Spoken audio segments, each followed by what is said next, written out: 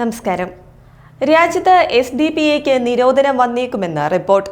നിരോധിത സംഘടനയായ popular front തന്നെയാണ് SDPI നിയന്ത്രിക്കുന്നതെന്ന അന്വേഷണ ഏജൻസികളുടെ കണ്ടെത്തലിന്റെ അടിസ്ഥാനത്തിലാണ് കേന്ദ്ര ആഭ്യന്തര മന്ത്രാലയത്തിന്റെ നീക്കം.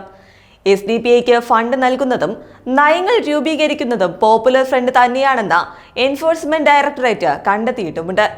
കൂടാതെ ഈ രണ്ട് സംഘടനകളുടെയും പ്രവർത്തകരും ഒന്ന് തന്നെയാണെന്നും ED പറയുന്നു.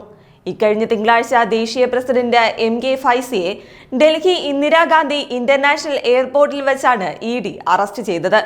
2022 നിരോധിക്കപ്പെട്ട തീവ്ര സ്വഭാവമുള്ള മുസ്ലിം സംഘടനയുടെ രാഷ്ട്രീയ പാർട്ടിയാണ് SDPI എന്നറിയപ്പെടുന്ന social democratic party of India.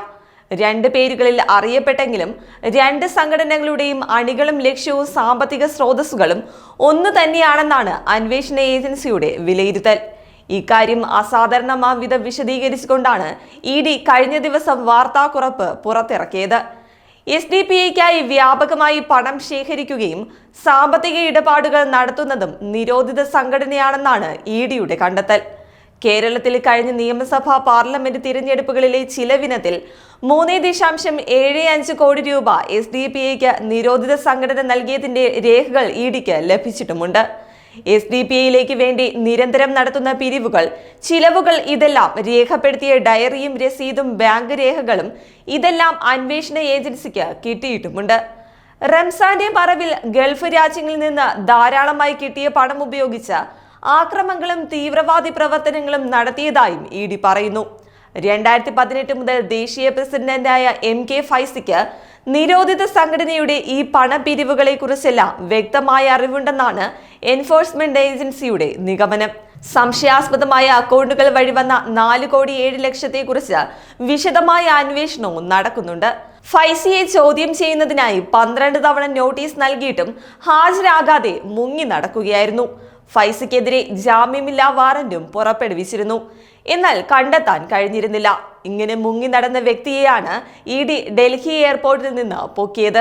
അതേസമയം രാഷ്ട്രീയ സംഘടനയായി രജിസ്റ്റർ ചെയ്തിട്ടുള്ള SDPIക്കായി തിരഞ്ഞെടുപ്പിൽ സ്ഥാനാർത്ഥികളെ തീരുമാനിക്കുകയും പ്രചാരണ ചെലവുകൾ അടക്കം വഹിക്കുകയും ചെയ്യുന്നത് നിരോധിത സംഘടനയായ പോപ്പുലർ ഫ്രണ്ടാണ്.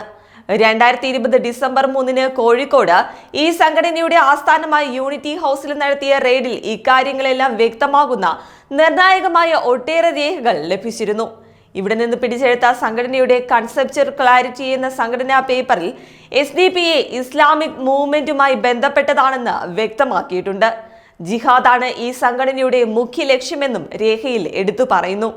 2022 സെപ്റ്റംബർ 28 കേന്ദ്രം ഈ തീവ്ര സ്വഭാവമുള്ള മുസ്ലിം സംഘടനയായ പോപ്പുലർ ഫ്രണ്ടിനെ നിരോധിച്ചത്. ഇപ്പോൾ ഇരു സംഘടനകളെയും തമ്മിലുള്ള ബന്ധത്തെക്കുറിച്ച് ഇത്രയധികം വിവരങ്ങൾ ശേഖരിച്ച സാഹചര്യത്തിൽ SDPIയും നിരോധിക്കാൻ കാരണമില്ല.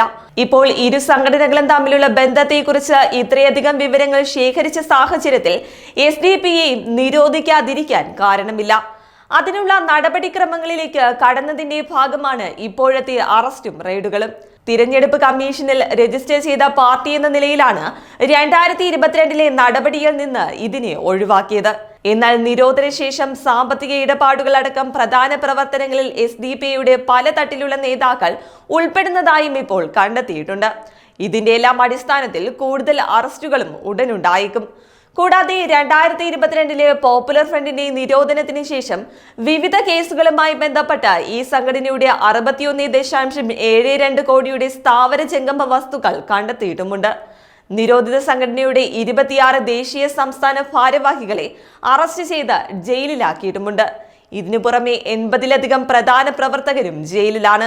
1997 കേരളത്തിൽ രൂപമെടുത്ത നാഷണൽ ഡെവലപ്മെന്റ് ഫ്രണ്ടാണ് 2007 പുതിയ പേരിൽ വേഷം മാറിയത്. NDFന്റെ തന്നെ കാർമ്മികത്വത്തിൽ വിവിധ സംസ്ഥാനങ്ങളിൽ പ്രവർത്തിച്ചിരുന്ന പല സംഘടനകളും ഇതിൽ ലയിച്ചു പ്രവർത്തിച്ച് വരികയായിരുന്നു.